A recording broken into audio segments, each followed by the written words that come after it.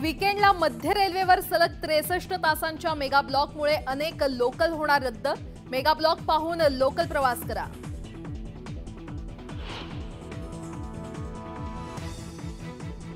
मुंबईकरांनो, पाणी वापरा जपून। शहराला पाणी पुरवठा करणाऱ्या धरणांमध्ये फक्त 8% पाणी साठा। मुंबईत 5% पाणी कपात।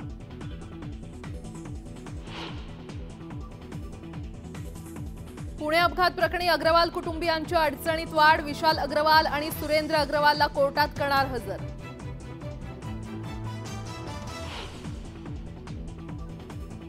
ब्लड सॅम्पलमध्ये फेरफार केल्याप्रकरणी ससूनमधील डॉक्टर अजय तावरे आणि श्रीहरी हरमोळला 5 जूनपर्यंत पोलीस कोठडी।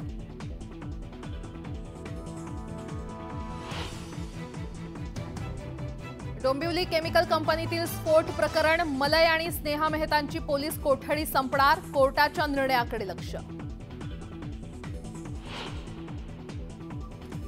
नंदुरबार शहराला पाणी पुरवठा करणाऱ्या वीरचक्र धरणात 20% पाणी साठा।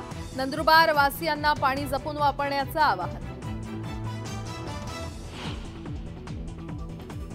मासेमारी हंगामाचा उद्या शेवटचा दिवस। 2 महिने लिलाव राहणार बंद। कोट्यावधी रुपयांची उलाढाल होणार ठप्प।